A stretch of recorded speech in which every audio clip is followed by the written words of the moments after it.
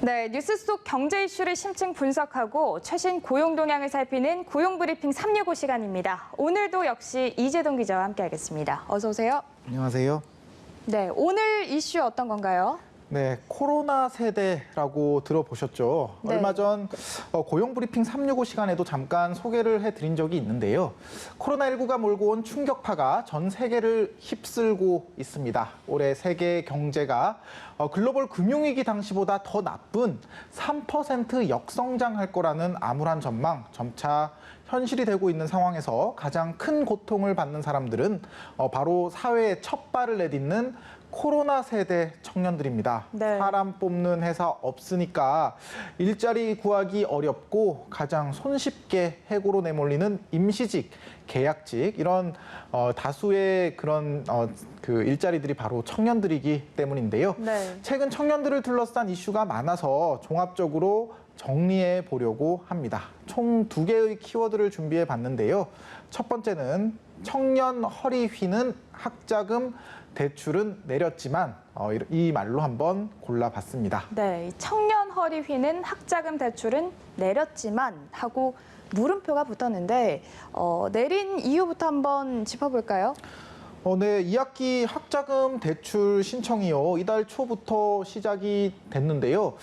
교육부와 한국장학재단은 코로나19로 어려움을 겪고 있는 대학생들의 대출 이자 부담을 줄이기 위해 학자금 대출 금리를 당장 2학기부터 낮췄습니다. 현재 연 2.0%에서 올 2학기부터 1.85%로 낮아진 건데요. 6개월 만에 다시 내린 겁니다. 네, 이번 금리 인하 혜택뿐만 아니라 이 학생들을 위한 여러 복잡한 절차도 함께 줄어들었다고요. 네, 정부는 이번 대출 금리 인하로 약 130만 명의 대학생이 혜택을 볼 것으로 예상을 하면서 올해는 총 174억 원, 내년 이후 매년 218억 원씩 이자 부담이 완화할 것으로 추산했습니다. 기존의 취업 후 상환 학자금 대출자가 해외로 유학을 갈 경우 밟아야 하던 연대 보증 절차도 폐지를 해서 학생들의 불편을 줄였습니다. 네, 들어보니까 그래도 대학생들의 어깨의 짐을 좀 내려놨을 것 같은데 마지막에 물음표를 붙이신 이유 여쭤봐도 될까요? 네, 코로나19로 인해서 온라인 수업이 계속되면서 학교별로 지금 학생들의 등록금 반환 요구가 계속 있습니다. 하지만 한 학기 수백만 원에 달하는 등록금 문제의 해법은 오리무중이기 때문입니다. 대학생들에게 대학들이 등록금을 일부 돌려줄 수 있도록 추경 예산이 확보는 됐지만요. 추경안에는 대학 비대면 교육 긴급 지원이라는 이름으로 1,000억 원의 예산만 편성됐기 때문입니다. 전국 대학생이 약 190만 명이라는 점을 고려하면 1인당 지원금이 5만 2,600원에 그치는 셈입니다.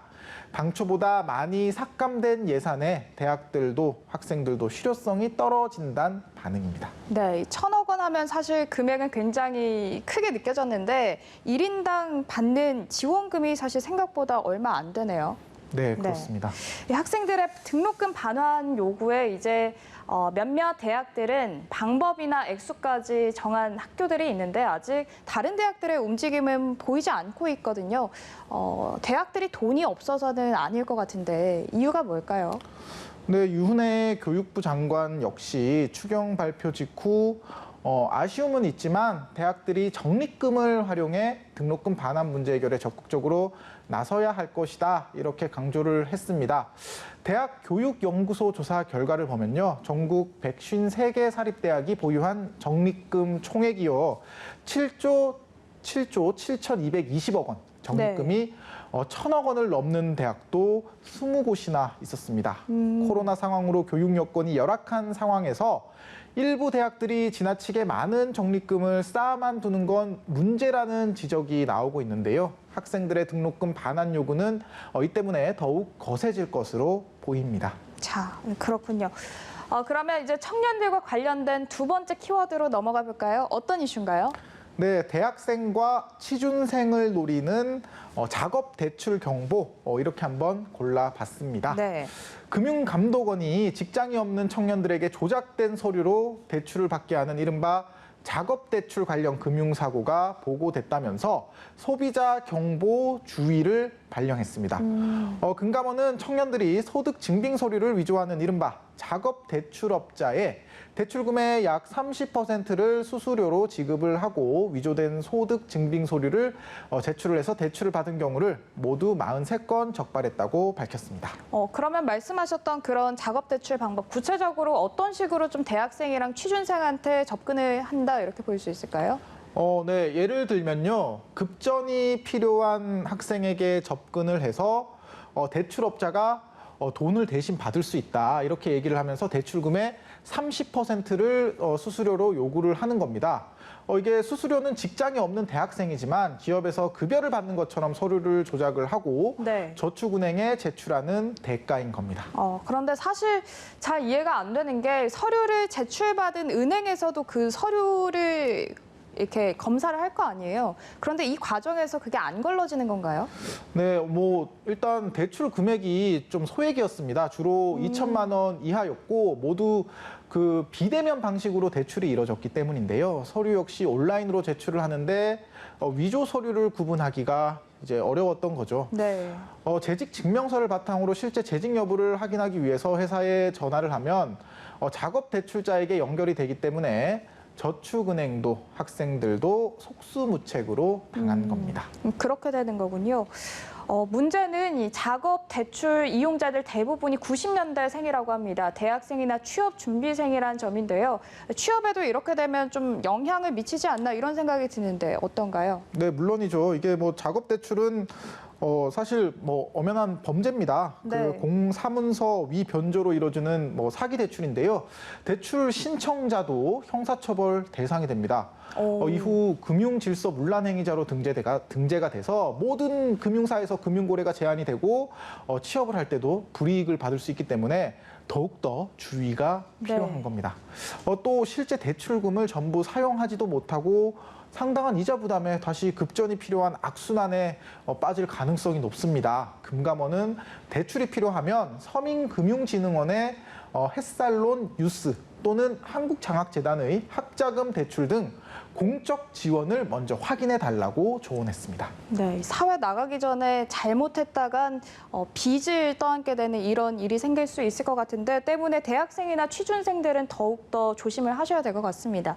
자, 다음은 유용한 경제 용어만을 쏙쏙 골라서 소개하는 뉴워드 시간이죠. 오늘은 어떤 단어인가요? 네, 사파서블 준비해봤습니다. 사파서블. 네. 처음 들어보는데요. 좀 약간 비속어처럼 들리기도 하고요. 네. 매우 가능하다는 뜻의 신조어입니다. 젊은 세대들이 자신의 기분, 상태를 표현하는 쌉에 영어 이제 파시블 가능한 이 말을 합친 말인데요. 네. 사실 쌉이라는 표현 자체가 더 낯선 분도 있을 겁니다. 원래 쌉은 부정적 의미로 사용됐지만 최근 완전, 매우 이런 뜻의 긍정적인 뜻으로 사용되는 신조어입니다.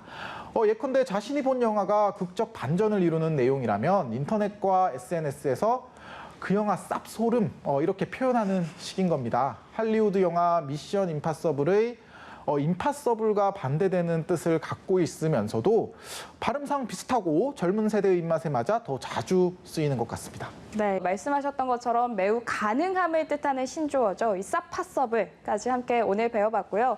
청년들의 바람이 묻어나는 말이 아닌가 싶습니다. 코로나19로 인해서 모두가 힘든 시기를 보내고 있지만 하고자 하는 모든 일이 가능해지는 그날까지 저희도 응원하겠습니다. 오늘도 역시 이재동 기자와 함께했습니다. 고맙습니다.